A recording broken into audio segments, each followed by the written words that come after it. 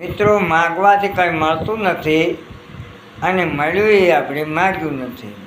કહેવત છે કે માગેલું મોત પણ ન મળે.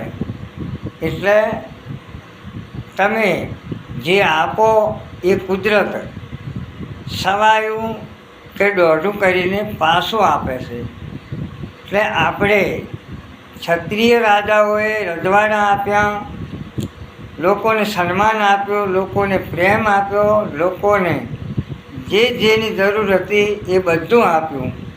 તો આપણે આપવામાં કોઈ કસર છોડી નથી. એટલે ભગવાનના ઘેર દેશે અંધેર નથી.